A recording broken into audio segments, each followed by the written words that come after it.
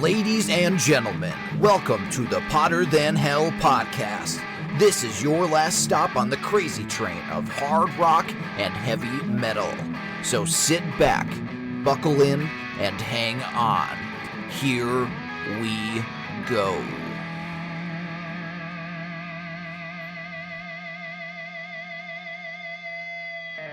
Hello, you Hotter Than Hellions. Welcome to the Hotter Than Hell podcast. My name is Steve Wright. I am your host, and I am joined today, as always, by BC and BB, and also me, Dylan. And we have a special guest co-host this evening, Stephen Michael from the Growin Up Rock Podcast. How are you, Stephen? What's going on, rockers? Not much. How's things down south down there? Beautiful. A little bit overcast, but other than that, it's rock and roll. Great. It's absolutely gorgeous up here. And before we get into Stephen's background and everything like that, we're going to talk about a couple things real quick here. Tom Keifer last night collapsed, I guess, before his show, one of his shows here in Pennsylvania. We hope he's doing better. Any of you guys hear about that? Stephen, you hear about that at all? Yeah, I did. I just saw a post that said he is basically dehydrated, and so they're just pumping him full of fluids and getting him back on his feet. He's a hard-working guy. He's out there playing a lot of shows. Yeah, and he puts on a great live show. What do you guys think? yeah, he's really great live entertainer. I prefer him seeing him live than his old albums, really. And his backing band is phenomenal as well. They're always out on the road. So hopefully he makes a quick recovery. I could definitely see how he dehydrated and shit, because he really puts himself into his shows. I mean, like, you want a guy that gives it his all live. Tom Keifer is that guy. Yeah, definitely. My only gripe with Tom Keifer live is Now, here we go. the whole show is just like kick ass, and then like at the end he does a little help for my friends, and that just absolutely kills it for me. Well, hey, it's going to be a bonus track on his latest album, so you'll get to listen to it anytime you want. Yeah, that's not helping. He wants you to take a piss, and then you can leave early so you can beat the crowd out. That's what he's doing. Hey, He's Bowie. taking care of you, Steve. He did I Bowie appreciate last it. time we saw him, so that was cool. That is true. It's one of the better live shows that I've seen in more recent times, I think. He definitely puts it all online. I mean, come on, Steve, you're not going to hang your hat on one tune at the end, are you? No, I'm not. It's just a little bump in the road. Them putting it as a bonus track on his new album. That's I don't know. That's another little jab at me, I think. Yeah, it's because he really cares about what it's I'm at thinking, you. right? So, Tom, I know you listen to our podcast all the time. We hope you're doing better, and we will see you out on the road, probably at M3 this year. I would assume he's probably going to play again this year. Right. Another thing, BC and I, we went to see Warrant and Dokken last night at Penn's Peak here in Pennsylvania, and great show. What do you think, BC? Oh, very good. I was surprised. Warrant, to me, was a little bit better last night, I think, than past times. Not that they've ever been bad. A little bit more livelier, in my opinion. I think so. I think they had more time to play, so you still had the ballads that you get, but when you see them at M3 where they have an abbreviated set, you don't really get to see all the rocking songs, so they have to do I Saw Red and Heaven and all those slow songs Sometimes we She don't care for. Cries. Sometimes She Cries. But we got a good mash of good hard rocking tunes. And you know what? They did Dusty's Revenge. I'm a happy man when they do that. That is my all-time favorite Warrant song. And when they bust that out, they can play the rest of the show ballads. I don't give a shit. You heard that here first. I know. That's right. I'm going to strongly disagree with that. No, don't listen to Steve. You cannot play the rest of the show ballads. Yeah, that's not good. No, I know. No, And that's good. But Don Dokken, he was good last night. I mean, he's the usually guy, love him, hit or miss. But he was good last night. he did. He didn't have a whole lot to give, but every ounce that he had, he did give. The last couple times I've seen them, it's been everything literally monotone, man. I mean, I can't deal with it. I can't. I love Dokken so much, and so many of those songs are in the higher register, and he just, I get it. He's old. I do understand, but he's just singing everything in such a low register. I mean, I just couldn't deal with it the last couple times I've seen them. Yeah, he was a little bit on the low scale, but better than sometimes. better than sometimes though. We saw him at M3, and Jack Russell came out and sang Alone Again, and it was like the best part of the show. But Exactly my point. John Levin though, his guitar player was Phenomenal. absolutely phenomenal. Just He great band. Between him and McBrown, they're docking right now, I think. Yeah. And his new bass player this time around. Yeah, he was some young guy, and I forget what his name was, Chris something. He was good, but you really couldn't hear him, though. He's ours. He was turned down. Oh, really? I looked it up. He's a year younger than me, so... 2 years younger than me. Yes. No shit, really? Oh. Hey, I thought he was younger. He looks young. He looks, yeah. One of them guys who looks young far away. Maybe he looks a little older up close. We weren't that close to the stage. Right on. Yeah. All right, let's get into you, Steven, a little bit here. How about give us your musical background, tell us a little bit about your podcast, and what's happening with you guys. Oh, man, so much to say. So I'll try to give the abbreviated version. My musical background is, obviously, I grew up in a large family with varied musical taste because I came along late in life, so I had a lot of older brothers and sisters. So I got around. I got everything in the family from Sinatra and big band to Zeppelin and Deep Purple and things like that, and everything in between. So that's how I kind of got into music. And then my background, I worked in music stores and things like that, but I also worked in music distribution, and I was a road manager for about 10 to 15 years. So I spent a lot of time on the road with up-and-coming bands, and nobody you've ever heard of. Okay, I was just going to ask you that. Yeah, nobody you've ever heard of, I don't think. There was a band on Chrysalis Records called Mother's Day Out. It was a MUTHA apostrophe S, and they were on Beavis and Butthead, those kind of things, back in the early 90s. So I was their road manager for a few years. And that's probably really the biggest thing that I did because I worked with a lot of baby bands, so bands that had like their first album out on a record label, things like that. That's really probably the extent of my musical background. And other than that, I'm just a huge music fan, so I have a lot of useless information like a lot of other people. Like the rest of us here. Right. Yeah, that's why we do podcasts, because we love talking music, and we got a bunch of useless information that needs to be shared somewhere, so that's where we share it. That's right. There's always an audience out there for just like you said, useless stuff like this, and that's why we love doing it. And how about your podcast? Tell us a little bit about that.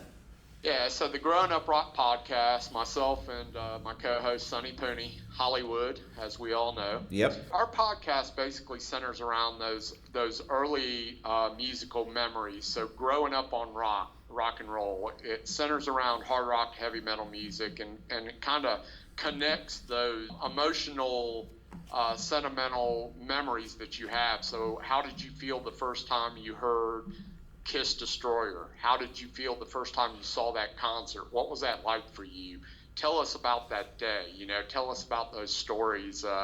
You out in the parking lot, smoking cigarettes and drinking your first beer while you're waiting to go into the Coliseum to see Van Halen or Kiss or Motley Crue, whatever it was for you. And we're finding out that, the musical connections are so different from your earliest memories to when you really started getting into music. So we started getting into music probably around, for me, when I got into high school. All my friends were starting to listen to music, and I started really connecting with that music. So that's what it was for me. So that time period for me is kind of what we talk about, but then it's different for everybody else. So we always say everybody's got a rock and roll story to tell, whether you're a rock star or whether you're Joe that works a 9-to-5 job. You got a rock and roll story to tell. We just want to share those stories. So we've been doing this weekly podcast that we release a full episode on Sunday night, Monday morning. But then we also do these time capsule episodes where it shares a listener story. And I've been focusing on a lot of podcasters. So Steve, you did yours. We released that last week, and we've got one coming up with David Hudson from Digital Kill the Radio Star. And we've done several others, and we're going to continue to do those because we love hearing the stories. That's great, and I do have to say I had an excellent time on doing your show, and it was a really good time. And we're glad to have you on our show here, and hopefully we can we've had Sonny on the show also, and a couple other guys. So we're gonna continue doing what we do here, and we just love it. It's a great time, and as we're talking about that, we're going to talk about what our subject for this week's episode is. We are going to talk about the Bon Scott era of AC/DC. We are going to rank all of the Bon Scott albums, and we're going to talk about pretty much. We're gonna OD on Bon Scott here this week. That's not a good phrasing to use. OD on Bon Scott. Well, Overdose is one of their songs on Let There Be Rock. So that's what I'm getting at. What I wanted to do is I wanted to do something different. I didn't want to just go over and we're just doing the United States releases also, by the way. But I didn't want to just do, we're going to do the first album, the second album, the third album. So what I had Dylan do is I had him put all the Bon Scott albums in a randomizer, and we're going to go that way. So whatever comes up first on Dylan's list, we're going to talk about that, and we'll each give our rank, and then we'll talk about each album, and we'll just see where it goes from there. The first album that popped up was Dirty Deeds, Done Dirt Cheap. All right, Dirty Deeds Done Dirt Cheap. That was released in the United States in, actually, 1981. It was recorded in 1986, but that was one of them albums. I'm sorry, 76. I know. I'm jumping ahead here. I'm doing a Marty McFly in my time machine here. So it was recorded in 1976 and released over in Australia, but not released in the United States until 1981, which was like 2 years after Bon Scott had passed away. But there's some great gems of songs on there. And before I get into that, real quick, you guys, what do you guys think about Axl Rose singing in AC/DC? Go ahead, BC. Terrible. Totally not. I'm sorry. I don't like it. BC says nay. BB. It's all about the money, but if you're an AC/DC fan and you want to hear the young brothers rock out, only one of them now. Well, true, yeah, and you're gonna actually have to pay for it, but. I'm on the fence. It doesn't really. You don't care one way or another. He's at least he's out there putting it out. You feel bad for Brian Johnson, but at least they're making somewhat of an effort, and they're filling stadiums. They are. So people are happy. So. Yeah, 20,000 people at a show can't be wrong, but most of them probably just want to see "Shook Me All Night Long" and "Back in Black." Steven, what do you think? So I'll say that the bottom line is that he's doing a great job. I mean, I've seen the footage. He's doing a really good job. My personal preference is I would have rather have seen them just go out and get some new young guy that's really good. I mean, I don't know. I don't need Axl in that and Guns N' Roses at the same time. I think they're going to do a record. I've seen talk about them actually doing a record, and I respect Angus wanting to go on. I don't know what happened with the whole Brian Johnson thing. There's something crazy there that's not being shared, but if they had to get rid of Brian, then I would prefer them just to go out and get somebody new that fits the band. That's my personal preference. I respect that he might want to carry on, but why call it AC/DC? Do something different. You want to come out under Axl DC. It's the name. It's the name. Not necessarily if you want to continue music. You're saying you're AC/DC, but tech leader he's the only guy in AC/DC left. But that unfortunately that doesn't hold water anymore these days because there's so many bands where there's one guy left in the original band. It's brand recognition. Yeah. They're brands, and as much as they're bands, they're brands too. I don't think it's AC/DC. It's just Angus, and that's it. Like you could be Angus Young and Friends. That's like with Guns N' Roses. It should have been Axl and Friends. When you only have Dizzy Reed being the only original quote unquote member, even though he wasn't even there for the Appetite era. When do you not call the band a band? It's. I think we lose sight. Of this is the music business. Right. Yep. It's all about making the money. Business. It's exactly what Steve said. It's a brand. It's a name. Whoever owns the name controls the entity that is whatever it is. So we as fans, it's easy for us as fans to say that. But the bottom line is they're going to take those names and they're going to run with it, and people are still, for the most part, going to go because, like BC said, brain recognition, Definitely. All right. Now that we beat Axl down to the ground, and actually, I didn't even give my opinion. I'm kind of like BB. I'm on the fence. The one thing I do like about Axl and the band, he's having them. He's kind of like here goes my Kiss reference, Dylan. Oh boy. He's kind of like the big rock show that is Gene Simmons' backing band. They're getting Gene to play some deeper tracks, and Axl is getting AC/DC to play some deeper tracks. So I'm just going to leave it at that. That's what I do like about it. I've seen some clips and stuff of him doing the show. I don't hate it, but I don't know if I would go see it. So there's my 1.5 cent there. Okay, let's. First album is Dirty Deeds. BB, what do you got for us? Dirty Deeds. That album is number 5 on my list. Ooh. And I've said this on one of our other podcasts. I started getting into AC/DC in 1980 when Back in Black came out. I was 9 years old, and then my second album was Dirty Deeds, and I came home and it was a totally different sounding guy, and it threw me for a loop. But great songs on there. Probably love Problem Child on there. Probably my favorite song on there is Love at First Feel. I really like that tune.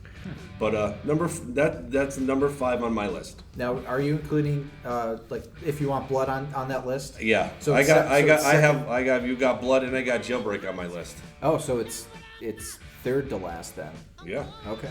BB and Steven ranked all of them, and BC and I ranked I could fit it in. just I changed my number up. just the studio ones, Okay. I'm going not including the 6 EP. of them now. 6. Okay. Okay, so Okay, So, I can throw If You Want Blood. You got it in there too. Yeah. Yeah. All So what'd you rank this one, BC? it was mine 5th too. It was 4th, but Okay. Yeah. I pushed it down. Stop so copying off me. Okay. Number 5 on your I had to write something. Steven, what do you got for Dirty Deeds? All right, so out of 7 records, Dirty Deeds is ranked at number 6 for me. And my key tracks off of that record are Problem Child and Dirty Deeds. You know, obviously I like Dirty Deeds the song, but you hear that all the time. So I Problem Child and Dirty Deeds are great tunes, and yeah, it's pretty low on my totem pole. All right, very cool. Dylan, are you ranking with us or no? Yeah. I am. Okay, go ahead. I thought you were asking me something different. No, Sorry. I wasn't sure No. if you did it or not. Go Yeah, ahead. I did. I have Dirty Deeds as number 5 out of 7 on the list after Smart boy. I He's copying fitted off them all us in now. there. I like You just it. I changed think, it for- and this is also my problem with High Voltage. You can kind of split the album into 2, where you could hear the hits and then like the straight rock and roll bluesy songs. You could just divide them pretty evenly, and I think it kind of makes a weird. But when they came out, they balance. weren't hits. They were just the new songs. Yeah, but you could if you go with Dirty Deeds versus Rocker. Like Rocker's this straightforward, balls to the wall type rocking song, and then Dirty Deeds, it sounds like a radio song, and I don't know why those the two sounds don't quite resonate together for me, but it's a good album. I really do like Rocker, and Problem Child's good, but again, Problem Child's on Let There Be Rock as well. Yes. So that's a little tough, but I mean the title track's a classic. You hear it all the time. And it's one of those songs you don't get sick of, even though it's played constantly. Right. So it's a good album. It's just I don't think it's quite top tier AC/DC. Yeah. For me, it's not top tier to AC/DC. It's down on the list because the records that are up on the list are top tier AC/DC. So Yeah. the bottom line, when we start getting into these upper tier AC/DC records, my problem with AC/DC is, and they're one of my top favorite bands. I mean, I'll put that out there now, but I'm not a huge fan of the slower, bluesier AC/DC tunes, and there's a lot of that on the earlier records. You know, so it's not that it sucks or anything like that. I just don't, I don't need that much of it. Songs like, Ride On and Night Prowler and things like that, it's just kind of, they're okay with me. Excellent. Okay, I am going to, before I give my first pick, I'm going to tell you guys how I ranked my albums Tell here. me something. It is. I have to. Hey, I'm the host. I have to do something different. Okay. What I did was I wrote down a number for each album, like the songs. So I ranked every song on every album 1 to 10, and then I added them up, and then I averaged them, and that's how I came out with my ranking.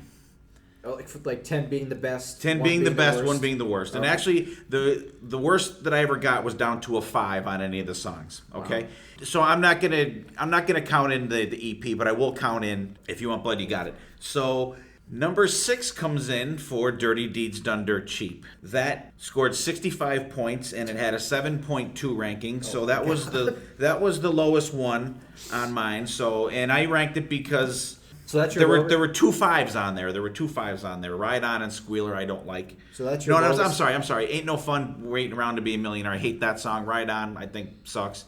They got 5s and they brought the album down. There's some good stuff on there. I don't love it. I love the song Big Balls. Let me just put that out there that way.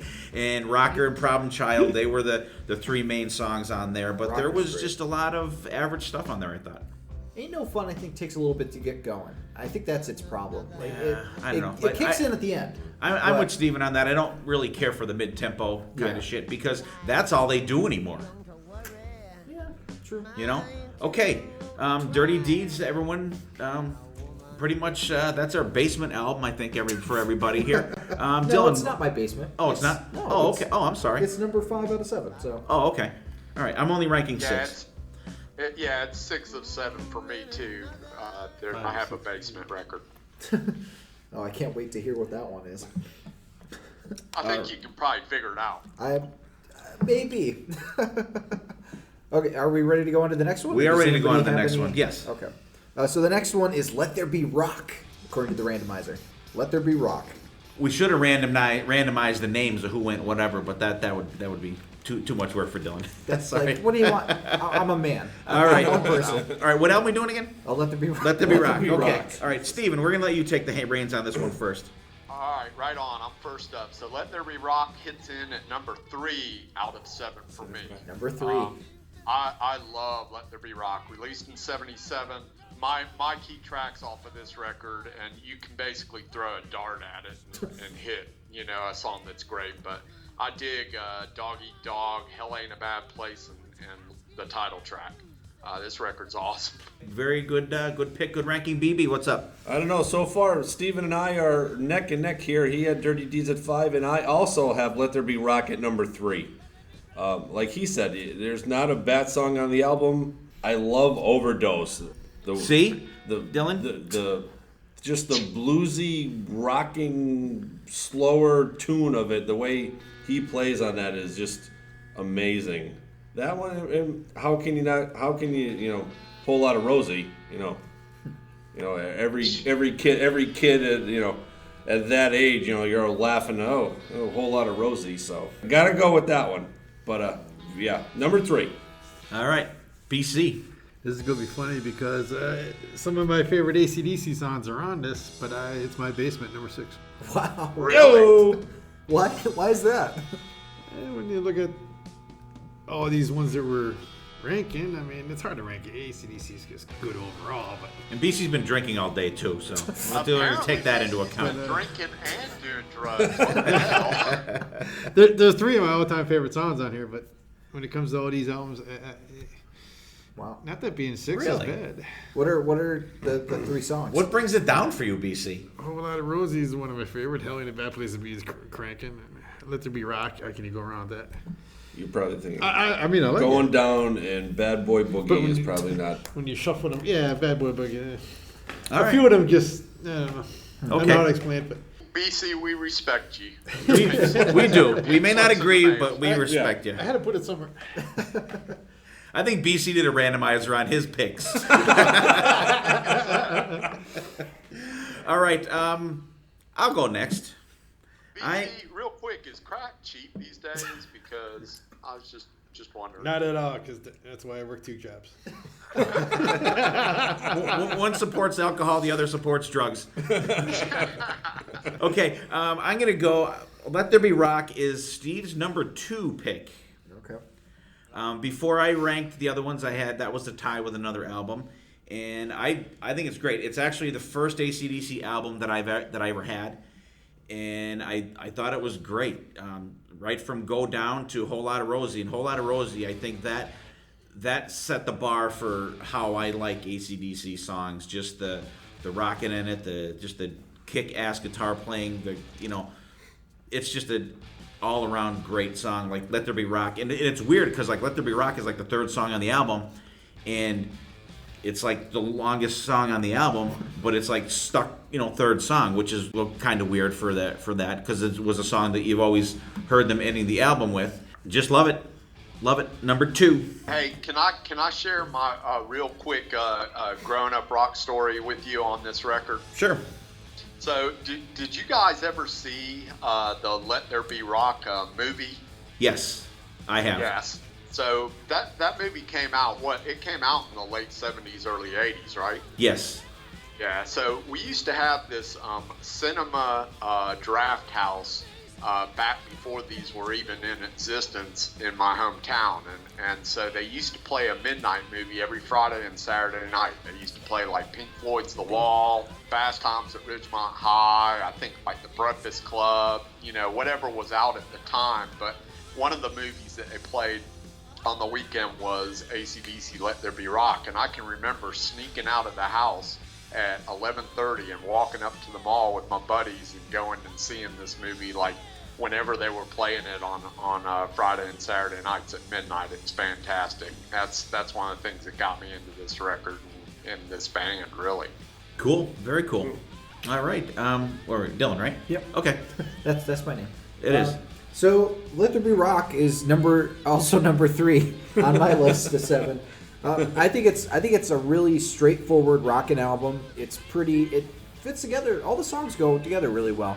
I was a little mad at first that Let There Be Rock wasn't the last track, but Whole Lotta Rosie is also a really good closing track. So I can't quite stay mad at Let There Be Rock. It's got some classic tracks, like everybody said. Hell Ain't a Bad Place to Be is amazing. Let There Be Rock, How Can You Go Wrong? And Whole Lotta Rosie is a classic. So I think it deserves number 3. It's not quite as good as my 2 or 1 picks, I don't think, but it definitely deserves the golden trio of the Bon Scott albums. Have you guys ever heard the cover version Zakk Wylde does of Hell Ain't a Bad Place? Yeah. No. It's good. Oh my gosh. We'll have to post that. Yeah, BB, it's I'll put you in really charge of that one. All right. Yeah. BB's a huge Zakk Wylde fan, so he's probably listened to that Several times. at least once. Yeah. It's on a tribute record. I can't remember which AC/DC tribute record, but it's like Zach sings and plays guitar, and then they've got like Rudy Sarzo and 2 or 3 other people on it. But it sounds amazing because the recording of it's more modern and everything, so it just kicks ass. It's really heavy. It's awesome. Excellent. All right, we are down to our next pick, I believe. Dylan, what's up next? We're driving on the highway to hell. Highway to Hell. Let's see where this is going to wind up. I think I know where it's probably gonna number be 7 for BC. Actually, we're going to find out right now. BC, what do you got? Oh, it can't be number 7 because I don't have no number 7. Oh, okay. But it's number 1 in my book. Yeah. All right, number 1 for BC. It's my first AC/DC, my first introduction to AC/DC, I guess you could say. So I mean, I don't think there's a bad tune on it. Even Night Prowler, but this is what my introduction to AC/DC was, and I think that got you first hooked and always stuck with me. So, all right, cool. Steven. Yeah, for sure. It's number 1 on my list as well. Came out in '79, and that was my introduction to AC/DC. Kind of that and Back in Black almost simultaneously. Was my introduction into AC/DC, so for sure it's number 1 on my list as well. All right, Dylan. It's number 1 on mine too. It's my favorite AC/DC album. My favorite AC/DC song, Beating Around the Bush, is on there. I absolutely love that song. I think it's grossly underrated, and it should have been the album ender, I think, because it's such a good way to. It would have been a good way to end the album. But Walk All Over You is amazing. Girls Got Rhythm. Shot Down in Flames is great.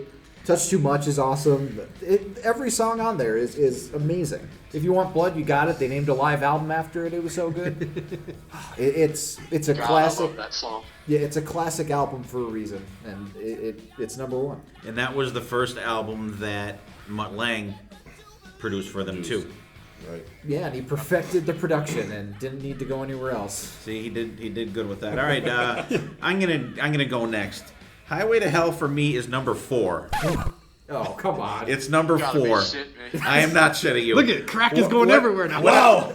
I borrowed some of BC's crack before. Just say no. That's why we were Just late say coming no. on the air today. I'm going to say number 4, mainly because I hate Love Hungry Man. Night Prowler I don't care for. And Get It Hot I absolutely hate. So I can't put that number 1 or number 2 or even number 3 because there's 3 songs on there that I skip over every time that I play it. And that rarely happens. And that was one of the albums I gave Love Hungry Man a number 5 on that one. So number 4 for Steve is Highway to Hell. That's just not good. Wait till the hate mail starts coming in now. All right. I say we take Steve out back and give him a blanket party. What do you Yeah. Shut the lights off. Bring it on, people. Bring it on. All right. BB. Well, Highway to Hell is number 2 for me. See, that makes sense to me. I can understand that. Highway to Hell number 2, it's almost like Let There Be Rock. You like Steven said, you throw a dart at it, there's not a bad song. Maybe Get It Hot. I like what Dylan said about beating around the bush. What's a great tune? And I really like Night Prowler, even though it's that yeah, it's the dark bluesy sound that you're used to. And look at with AC/DC, and I thought it was a great way to finish it. And you think about that's Nano. That's the last. That's the last recording of Bon Scott. Yeah, think about it. So there you go. Well, Nano Come on, to tracks your 2, 3, AC/DC and 4. fans out there. Fucking bam, bam, bam. Yeah, it's All right. great. Okay. What do we got next, Dylan? Well, we got a little high voltage rock and roll. High next up. voltage. Okay. Dylan, go ahead. You will start this one. Okay, so until we added 74 Jailbreak and If You Want Blood, You Got It onto the list. This was my number. This was the last. This is my last. Now it's second to last. It's number 6 on my list. 7. Like I said before, you could tell which ones are the hits and which ones are the rock songs because. You know, you have like the jamming, like Rock and Roll Singer and Can I Sit Next to You? Like, there's such like classic rock songs, and then the rest are just like AC/DC at their topmost game. Like, if It's a Long Way to the Top and The Jack and Livewire, TNT, they're finding their place. They're not there yet. Right. Like half of the catalog is amazing. Half of the songs on this album are really awesome, and then the rest are just like bar band songs they play to fill out the set. Is how I see it. And in this album, you can it's almost like they're playing to a bar with Bon Scott's like ad libs, you know, where he's like during the Jack, or he's almost like he's talking to the crowd. So that's kind of cool, but again, it's not as polished as the other albums, so that's why it's second to last on my list. All right. BB. High Voltage is number 4 on my list. Wow. I have to I love the Jack because The Jack's good. The Jack's Jack good. is good. There's no other singer out there with the dirty mind like Bon Scott who can actually just sell that song. Yeah. Another great tunes on there, Livewire, TNT, you know, and then when you finish with High Voltage, you know, the title track, maybe Little Lover, you know, or She's Got Balls, but the way they close out with it's funny to see High Voltage at the end of an album, you know, the title track, how it closes it. It's usually, you know, around, you know, 1 to 4, but, you know, when you're closing it out, you know, that gives a little bit of balls. But Or even the first song on side 2. True, right. So that's number 4 on my list. All right. Steven, what do you got for us? So we're talking about the American release, right? Yeah, the American version. 10-4. Yeah, so High Voltage falls in at number 5 for me. I like the hits, basically. I love Long Way to the Top. I love TNT. I love High Voltage, and I love Livewire. But some of the other stuff, I agree with Dylan. It's kind of bar band, fill out the set type stuff. Yeah, exactly. All right. BC, you with us? This is my number 4. It was number 3, but we added the other Got one. shuffled down. Got shuffled down to Shuffle like up. my favorites, The Jack, Livewire, TNT. It's a Long Way to the Top. You mean the hits? No, I mean that's what I like. But High Voltage, I mean, but it sold 3 million copies in the United States alone, which I thought was Kind of shocking. But you know what I No think pun is intended. Yeah, you know what I think is funny that we're talking about the AC/DC, the hits. To me, they're kind of like Metallica. These songs are not really hits. Like they're not the songs you hear, that were singles that sold millions of albums. Like look at Metallica. Like people consider the hits like Creeping Death and Master of Puppets and stuff like that. They only have a few bona fide hits along with AC/DC, but we're talking about these songs as the hits. So I think when we say hits, and by we, I mean people that are in our circle, people that are on this podcast, the deep music fans. I think when we talk about hits from our hard rock and metal bands, I think we're talking about the songs that pretty much define the bands, right? Right. The ones you see them play live all the time and everything. But it's just, I think it's kind of weird that like we as the dieharder fans consider them hits, but they're not actually, but they are to us. Right. I mean, come on, you hear TNT on the radio all the time. Well, yeah, All you the time. hear that and you hear Dirty Deeds, but here's the you don't thing. hear the Jack a lot. You don't hear not the Live Jack. Wire a lot. And you don't hear Yeah. those. Out of the Bon Here's- Scott era songs, is there any song that you're sick of hearing? A lot of them. Yes, Really? yes. Dirty Here's Deeds, the true- TNT. Here's a true test of a hit. I hear TNT in my spin class. So, there you go. And on the elevator.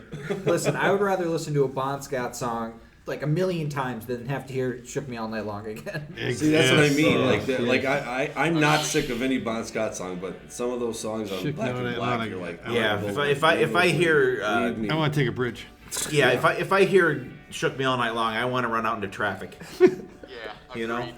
All right, so where are we? Who's up next? I think you didn't go, did you? I didn't go. Okay. High Voltage comes in at number 5 for me.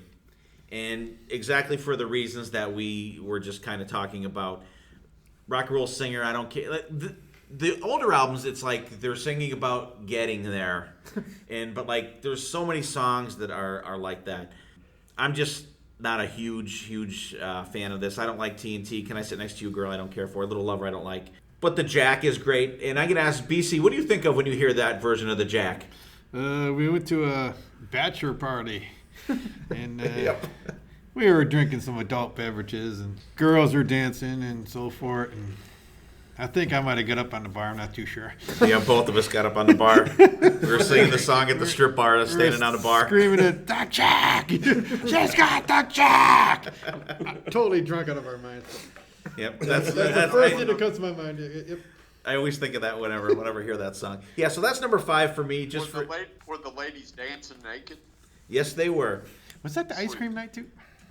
Yeah, it was. Yeah. They got in this kiddie pool and they were ice cream wrestling. Yeah, there was ice cream wrestling I between the thought they were strippers. giving out Sundays. No. They were rubbing the ice cream over each other. It was Jesus. Perfect adult entertainment evening. Yep. It was our good friend's bachelor party. We had a really good time that night. Okay, I digress. Number 5 for me. Did everybody go at this time? I for believe that so. one? Okay.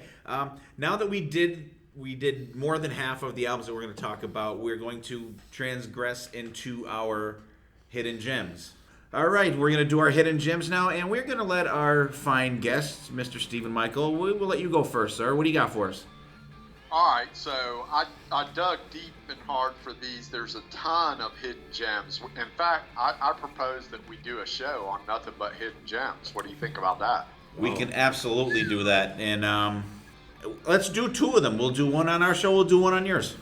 That sounds great because there's a lot of them. I started looking at, I said, what am I going to use for a hidden gem? And I started finding all these, and I said, oh, that's good. Oh, wait, this is good. And I said, man, there's a ton of these. When you start looking for them, you find all kinds of things. And I know that Sonny has challenged you, Steve, to a Hell in the Cell or He is whatever. Hotter Than Hell in the Cell, Part 2. Hotter than Hell in the Cell. I thought about, well, should we do a tag team, Growin Up Rock against Hotter Than Hell, tag team, Hell in the Cell, but I'll let Sonny have that. Sonny's a great debater or master debater, however you want to look at it. Hey, well, that's up to him. If he wants to do a tag team thing, we will. Since he proposed it, we'll put that to him, and we'll let him decide what he wants to do. If he does, we'll do it. You guys know he's going to mop the floor with you, right? Oh, probably. Just for the entertainment value, absolutely. All right, what do you got for us? So I wanted to pick a band that sort of has influences that are AC/DC-like, so that's what I did. I've got a band that was formed in '98 in Seattle, Washington, not a grunge band. This is a band called New American Shame. You guys ever heard of them? No. Awesome. That's what I strive for. So they put out one record, debut record on Atlantic Records, and it's self-titled. It has a naked chick wrapped in an American flag on the cover. So already you're off. I say we like it already. That's right. So it's New American Shame? New American Shame. Yep. I'm going to pick a key track off of it. The whole record's good. I listened to it on my run this morning. So the key track I'm going to tell you guys is called Underneath It All. It's somewhere in between old Aerosmith, AC/DC, and maybe a little bit of Dirty Looks thrown in for good measure. So it lives somewhere in that world. You know what I mean? Yes. Excellent. We will absolutely check them out. Well, hopefully we can find something on YouTube. We can post that to our page. All right, excellent. Thank you very much, sir. And BB, go ahead, buddy. I dug very, very deep. I went like Steven did.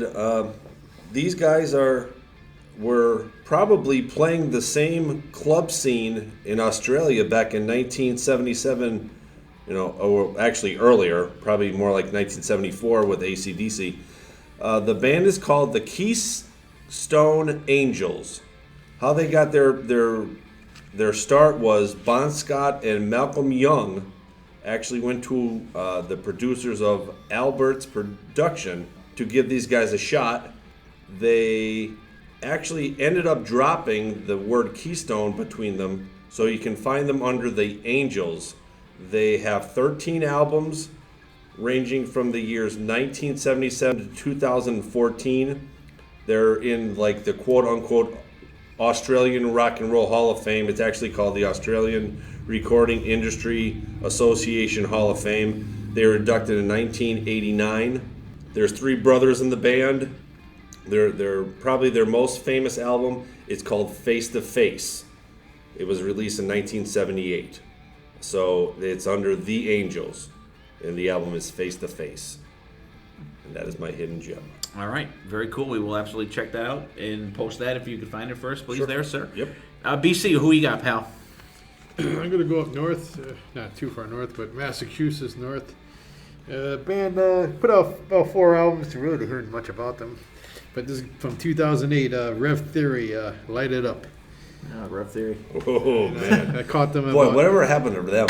I saw them about 3 times. They just put an album out. Did they really? Like last year. But I think it's right? it's a new vocalist, and I think it's just, I don't know if it's this is their second album overall, but to me it was what really put them on the map, I think. I think so. Yeah. Well, because they were Revolution Theory before that or something, right? Something like Yeah, that. I think so. Then something must have came up, so they dropped Revolution just to Rev. But I mean, some songs like Light It Up, Hell Yeah, Favorite Disease, Want It Man, not right. But I like that. I saw them 3 times that whole year, 3 different times I saw them. Yeah, actually, we saw them right up the road from us here. We saw them At Eleanor Rigby's. at Eleanor Rigby's. They played. I saw them out in Milwaukee. Milwaukee. Milwaukee, yeah. Which stands for? Okay, very cool. I'll go since Dylan needed a little more time. My hidden gem this week is going to be an album from the Macaulay Schenker Group called Save Yourself. It's a very under the radar album. Macaulay Schenker stuff. They did 3 albums. They did Built to Destroy, and they did Perfect Timing with the Macaulay Schenker Group with Robin Macaulay singing. And I think it's a very underrated album. It's great. It's a great melodic hard rock album. It's a little more melodic than the rest of the actual MSG stuff, like the Gary Barden stuff. And, key songs on there. Bad Boys is great. Get Down to Business, I think, is the best song on the album. I Am Your Radio. So you guys check that out. It's a very, very kick-ass album. and Under the Radar, Macaulay Schenker Group, Save Yourself. All right, Dylan, did you come up with anything over there? I did. My hidden gem is it's a bonus disc actually on Dream Theater's one album, Black Clouds and Silver Linings, and it's the third disc on the album, and it's 6 cover songs that they do. They start out with Stargazer by Rainbow, which is amazing, an amazing version. Then they go and do a medley of Tenement, Funster, Flick of the Wrist, and Lily of the Valley by Queen, which is off of their, I believe, Sheer Heart Attack album, which is a really amazing album. And then they go and do Odyssey by Dixie Dregs, which I think is probably the weakest track on there. But then they do Take Your Fingers From My Hair, Zebra. Which is awesome. Zebra. They do Lark's Tongues and Aspic Part 2 by King Crimson, and then they end the CD with an amazing version of De Tamerlan by Iron Maiden. And that version is... I was blown away when I heard that the first time, and like they add like the keyboards add a really cool atmosphere to it. The kind of melody part and the extended part at the end is keyboard instead of guitar. It sounds really, really cool. Yeah. Good pick, everybody. Awesome pick. Stephen, we thank you for participating in that, and I was glad that I remembered to ask you about that because I totally forgot, and I think in the middle of the week I texted you and asked you if I asked you that, and I did not. So at least I remembered it finally. And good job, everybody. Excellent. Let's get back into some AC/DC. Dylan, who's up next? We're going to make a jailbreak. All right, 74 jailbreak. 74 jailbreak. BC, you did not rank this one, did you? I did not. You did not. I did not either. So we let the guys that ranked it go. And Steven, go ahead. I ranked it at the bottom of my list. Understandable. 7 for me. Yes. Okay. Yeah, I mean, there's only 5 songs on it. Kind of hard to put that ahead of any of the other stuff that's out there. Yeah. You know, even I think it's even below Highway to Hell for me too. Is it that bad? Is it really that Wow. bad? Yeah. Well, see, there wasn't enough songs on there for me to rank them properly, so that's why I didn't do that. I will say I do love the song Jailbreak. I listened to that today. My wife and I were out, and it came on my playlist that I was prepping for the show. And I love the drums on that song. They fit just perfect, and they're a perfect production of that song. All right, BB. It is also number 7 on my list. You know, like you said, you know, when you only have 5 songs on an album, how can you put it in front of any of the other ones? Jailbreak is probably one of the highlight of it because really none of the other ones are. It doesn't have that AC/DC grabbing, raw, kick your ass. Isn't music? Isn't Soul Stripper? Isn't that like Squealer? Like if you listen to that, it kind of reminds you like that they kind of used that, kind of recycled that song. Yeah. Anybody else, Dylan? Yeah, it's last on my list too. There's just not enough material on there to justify it being higher. I mean, they do a cool version of Baby Please Don't Go, and Jailbreak, of course, is an amazing song, but everything else is just kind of B-side fodder. Yeah. You know, you just add it to a compilation CD like they did Right. with this. So, yeah, it's okay. All right, BC. I'm going to say it's probably down the bottom of yours too, right? If I had to rank it, it'd be number 7. Yeah. Okay. All right. All right. So I don't want to spend a whole lot of time on that. There's not a whole lot to say about that. All right, Dylan. What's next? So the next album on our list is a little Powerage. Powerage. All right. Powerage. I'm going to let Dylan go first. All right, so Powerage is number 4 on my list. It was number 3 before. It was number 3 before If You Want Blood and 74 Jailbreak were added. But my biggest problem with this album is that they put the best songs in the middle, and they bury the best song, like they bury Riff Raff and Sin City in the middle, and Gone Shootin'. Yeah, like the 3 best songs. They should have opened with Riff Raff. That would have been an amazing album opener, and they changed that up with If You Want Blood, You Got It. They rectified that mistake by opening that album with it. But I mean, it's a solid album. But I have a feeling that Steven's not going to be as big a fan of it because it has a lot of those like slower, bluesier kind of songs. Like they open up with Rock and Roll Damnation, which is pretty mid-tempo, and Down Payment Blue. Like it's pretty just meandering until it gets to Riff Raff, where then it just kicks you in the balls. Okay. And then Sin City, and it's a good album. All right. But Speaking of Steven, we'll let you go next, sir. how wrong you are. Oh, see that? Power Ridge comes in at number 2 for me. Okay. All right. There's a guy that knows what he's talking about. So here's my thing. Power Ridge and Let There Be Rock, for me, you can pretty much throw a dart at them, and all the songs are good. I like them all. And really, it's whatever day you're going to catch me on as to whether Power Ridge is number 2 or Let There Be Rock is number 2. But I really, really like some of the songs that you never hear about on Power Ridge. Like, one of my favorite songs is What's Next to the Moon. You never hear about that tune. I love that song. I love Sin City, obviously, Gone Shooting. I mean, that record just has so many great tunes, and Down Payment Blues is a little bit slower, but Rock and Roll Damnation is enough mid-tempo for me to get into it. I'm just talking about, like, what I don't necessarily like is the really, really slow bluesy things like I said, Night Prowler and things like that. That's the really slow tempo stuff that I'm not a huge fan of. But if you're mid-tempo or above, I'm good. So I love Power Ridge, man. My number 2. Number 2, very cool. BC, what do you got? It was my number 2, but I added something in there, so it's number 3. Dylan said, like, Riff Raff, Sin City are in the middle, Gone Shooting, the way it's set up. But, I mean, I like all of it. Like, Down Payment Blues might be the most slowest song, so to say, but everything else I like. Kicked in the teeth. So that's We can kick you in the teeth, BC. Yeah, we can do that for you. It's number 3. All right. I'm going to go next. Power Ridge actually tied via my scientific method, tied with Let There Be Rock, and I just kind of went with Let There Be Rock in number 2, but it's number 3 for me. And this is the only album that I ranked that had 4 number 10s in the songs. And it was Riff Raff and Sin City, Up to My Neck and You, and Kicked in the Teeth all got 10s. The only thing that really killed it for me is Gimme a Bullet and Down Payment Blues. They both got 5s. So they're the 2 songs that killed it for me. Okay. So there was 1 5 in Highway to Hell, and you put it like on the bottom of your list. It's not and on the bottom of the 5s list. in It's Power scientific. Ridge. But there's scientific. But there's 4 10s in this album for me. There was only 1 10 in Highway to Hell for me. So that's my pick. And I absolutely love Gone Shooting. Love it. Absolutely love that song. That's a good song. All right. BB? And I'm total opposite. Power Rage is number 6. Really? Who's smoking crack now? Like Dylan said before, you have your Gone Shooting, you got Riff Raff, you got Sin City. Other than that, Up in My Neck and You is But other than that, I can't grasp the sound that they came out with on this album. I don't know. So it's clear that you guys are passing the pipe around.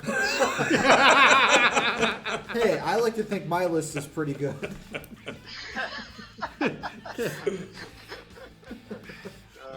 Excellent. All right. So see that everyone's not on the same page all the time. We share in this podcast. I know. Right. See that we share the misery. That's around. what's great about music. What's great about music. Oh, definitely. All right, so we're down to our number 1, aren't we? Last album.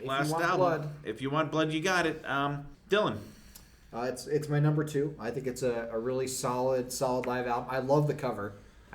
It scared the shit out of me as a kid, seeing Angus impaled with the guitar, and then you flip the back over, and he's dead on the ground. But like I said, it fixed the mistake of Power Ridge by opening it up with Riff Raff, which is an amazing set opener, an album opener. It really gets you going and gets you in the mood. And then it just keeps going from there. Hell Ain't a Bad Place to Be at number 2 on the... And it ends with Rocker, which I think is a great ending song. It starts heavy and it ends heavy, and I think it's a pretty awesome set. I'd be satisfied if that was the set that I went to. I know there were more songs during the actual thing, but they put a lot of really good ones in there. They did. BC. Number 2 with me too. You could throw a dart at it, and every song on here is good, and it's live. It's live. All right. It's live. BB. It is my number 1. Oh.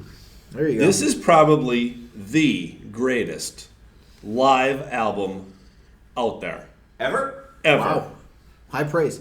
High praise. You heard it here first. And I'm a big, humongous Kiss fan. And at least this album sounds live. None of the Kiss albums sound live. You listen to this album and it sounds live.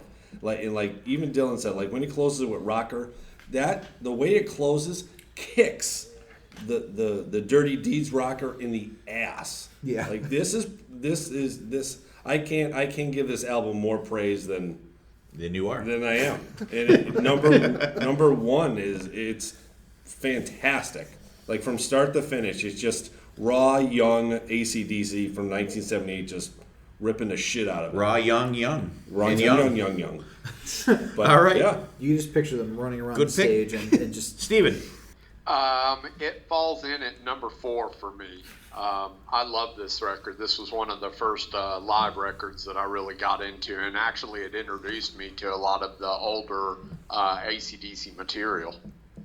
What was the first AC/DC album that you listened to?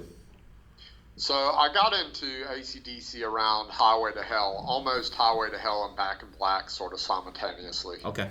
Right in and around 80, 81, I guess. So. Who's up? You didn't go. I didn't go. Okay, everyone else went, right? Yeah. All right. You did your number It's number 1 for me. It is absolutely number 1. I love the album. There's not a low point on there.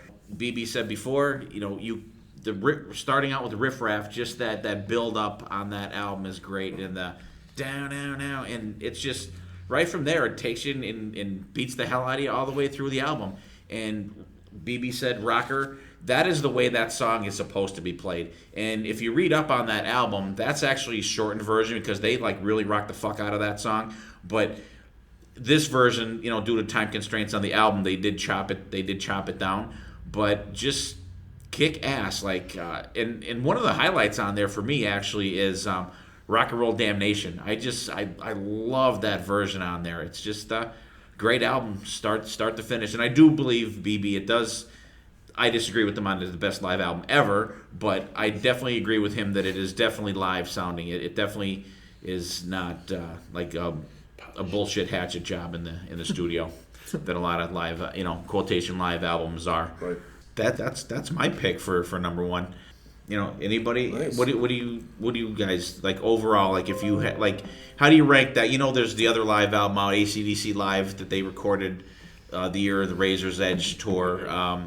Steven, I'm sure you have that, right? I do, yeah. Yeah, very. I mean, I was just gonna say, If You Want Blood is a little bit more. I'm sentimentally attached to that record, so that's my record of choice for live AC/DC records. Right, I definitely agree with that. There is some really good stuff on that, but that's a double live album. I think is it 2 or 3? 2 CDs. Is it 2 CDs? Yeah. Because they stretch out the songs on that. Like Jailbreak is like a 20-minute song or something, and Let There Be Rock. There's a lot of soloing on it and stuff like that. But does it have that raw? It doesn't. Right. That's just raw, young AC/DC, just kind of out there tearing it up. We love it. Everybody out there listening, give us your rankings of these albums. If you think I'm totally insane for having Highway to Hell be my number 4 album, let me know. Besides you guys already know that I'm insane. But just out of curiosity, is everybody here on this podcast? Are you all Bon Scott guys, or are you Brian Johnson, or what? How does that fall? Who do you prefer? Let's go around the table. BC, go ahead. Overall, I'm going to say Bon Scott.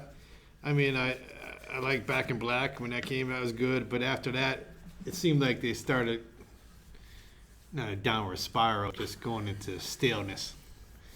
Some good moments, don't get me wrong, with Brian Johnson. But overall, Bon Scott was just, he had everything. The voice, the attitude.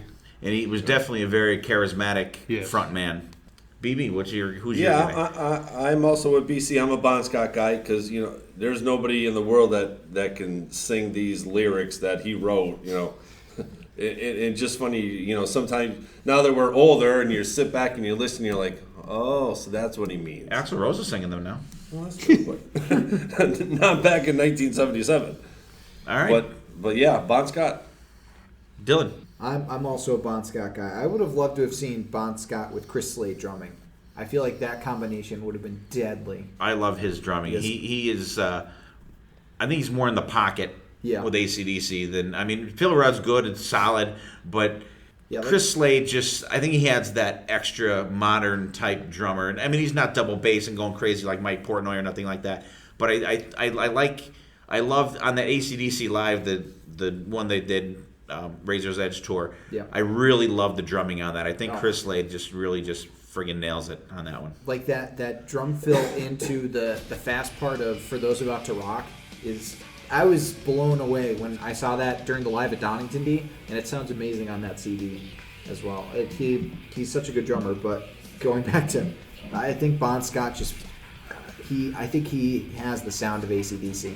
Brian Johnson does a good job, don't get me wrong, but I just prefer Bon Scott. He does. How about you, Steven? What's your scoop? So it's a little bit harder for me because here's the issue I have. So Bon Scott was literally in AC/DC for 5 years. That's it. 5 years. That's nothing. And Brian Johnson, he was there for a lot longer. And I don't want to say that, hey, there's Back in Black. Listen, Brian Johnson did a lot of great material, and it isn't all just Back in Black. I love For Those About to Rock. I even like Fly on the Wall. He did a lot of crap too. Don't get me wrong. There's some AC/DC in these later albums that I wasn't hugely fond of. So there's some stuff that I didn't like. But the overall amount of stuff that Brian Johnson took part on, I think is great. Do I like Bon Scott or Johnson better? It's really hard for me to say. But if I'm just comparing the amount of material, then I probably am going to go with Brian Johnson. And I'm going to throw my 2 cents in here, and I'm partially in the camp that you're in, Steven. Back in Black is my favorite AC/DC album, even though it has Shook Me All Night Long on there. The worst AC/DC It is. It's just, And you are correct. I love a lot of the Brian Johnson stuff. For Those About to Rock is great. Fly on the Wall is really good. I think Razor's Edge is amazing. But you are right. There is a lot of, I will say, crap out there. But I think after For Those About to Rock, there's a lot more mid-tempo stuff in AC/DC than there was back in the day. I don't know if it's just, you don't have the rockers. You don't have, Rocker. You don't have Let There Be Rock. You don't have a whole lot of Rosie type songs. You don't have those just, tear your head off kind of rockers with Brian Johnson. But the stuff that he does do is great. And I think he was a cool front man. He did the job. He filled in really well. Oh, good. And it's tough to go from Bon Scott to the next guy. And Bon Scott actually wanted to be the drummer. Really? Could you imagine? Yeah, you didn't know that? He was a drummer at one point in time. Right. That was his main gig. He was a drummer in some Scottish band, I think it was. And then he was in a motorcycle accident. He was in a coma. Look at all these vocals. And then he comes out of it and I think it was the vocal guy I think the name was like Valentine was the name of the band.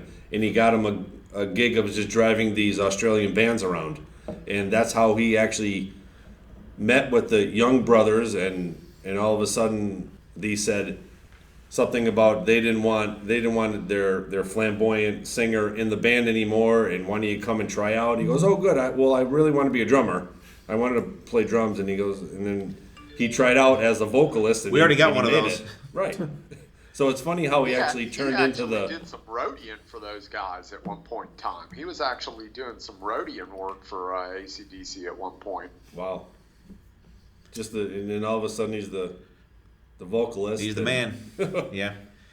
All right, everybody out there, we appreciate everybody, showing up tonight, and I do apologize for my off-kilter evening here. And let's get some final thoughts. Dylan, what do you got? AC/DC is a band I think has stood the test of time. Every one of their hits are deserved, minus Shook Me All Night Long. But they they resonate with people, and they're still going with only one original member, but they're still going strong, and everybody knows. You put on Highway to Hell, everybody's like, oh, AC/DC, even if you're not a hard rock or metal fan. And I think that really shows how much a band has made an impact on the world if you see random little kids walking around with AC/DC shirts. And I have to say that their catalog stands up still. I enjoyed listening to every one of these albums, even though I ranked them the way I did. I thought that they were all solid, and they all contributed quite a bit of good music. So I was happy to get a chance to listen to them again. Excellent. BC. I agree with Dylan. They're all solid albums. How do you really just ranking them as they're all good? It's AC/DC, it's Bon Scott, and to me, Bon Scott is the voice of AC/DC. I mean, he died. Of course, he can't be now, but to me, somebody says AC/DC, Bon Scott era. You're thinking Bon. Okay. Right off the bat. Cool. Steven, what do you got for us? Final thoughts. Hey, AC/DC survived the test of time. They survived all the fads, whether it was grunge or glam rock or whatever, and they're still here today. And it's just, you look rock and roll up in the dictionary, and there should be an AC/DC logo. It's dirty, down, groove-oriented rock and roll. It's straight ahead. It's fantastic. I love it. All right, and actually, Steven, while we're here, we're going to let you shamelessly plug your show. Sweet. Growin Up Rock. If you like Potter Than Hell podcast, come over to Growin Up Rock and give us a listen. That's GrowinUprock,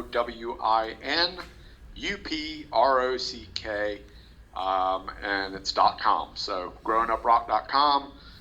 Sonny and I, Sonny Pooney, my co-host, and I, we release an episode each and every week. We do interviews with various people, and sometimes we just do theme-oriented episodes, so come check it out. Excellent. Thank you, Steven. And BB, who do you got for us, buddy? I gotta give AC/DC props. They started on the foundation of hard rock, kick your ass, music in your face, and they never changed. They stood the test of time. They went through that grunge, and they didn't go into that grunge era. They kind of kept making music, kicking your ass, and props to the fans that they went through Bond, they went through Brian, now they're going through Axl, and they're still selling out stadiums today. So from a band who released their first album in '74, that says something about their fans. So props to the AC/DC Foundation for still making kick-ass music and getting people out there and listening to new music. All right, excellent. I'm going to say AC/DC, I absolutely love these guys, and I do absolutely love the Bon Scott area stuff, and we talked about the Brian Johnson stuff that I like. And if I'm out there, if I'm making a playlist, say if I'm going to, do whatever, just to play in the car or whatever, the core of the AC/DC stuff that I'm going to do are from the Bon Scott albums, because there's more songs that I like from the older albums as a whole, rather than the rest of the catalog after For Those About to Rock. I will pick and choose a couple songs here and there. You got to love these guys. And I think this band you could actually go see in a bar right now.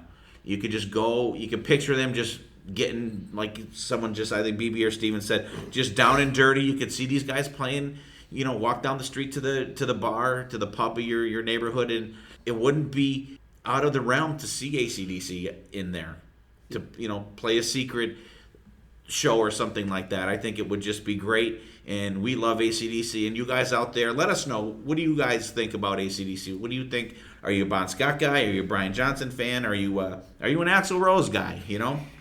Even though he had no recordings with them. But go ahead, Steven.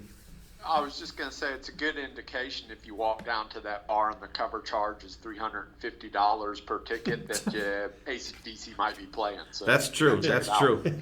But wouldn't it be cool to just see that? Just go down the street and see a band like that, because there's a great AC/DC tribute band that plays up by us. They're called Halfway to Hell. I'm sorry, and they have a singer that does the Brian Johnson stuff, and they have a singer that does the Bon Scott stuff, and they just kick ass. And they just played a show up by us recently, and they're great. They're just like spot on. You hear the guy sing the the Bon Scott stuff, and he's just like, you could close your eyes and you could just see him up there. He's just amazing. And Steven, I want to thank you for coming on our show, and thank Dylan and BC and BB as always, my posse here. You guys are awesome. Steven, you're awesome. You guys out there, check out Steven's podcast, Growin Up Rock, with our sometimes guest co-host Sonny Pooney. He does that show with them, and you can check out his episodes, and I was on one last week. You can check that out also. And we want to thank everybody for listening. You can check us out on iTunes, on YouTube, Ear Peeler, Castbox, pretty much anywhere that you can hear a podcast. We're out there. We're in your face. So interact with us. Let us know what's going on. Thanks, everybody, and we will see you next time, and there will be a next time.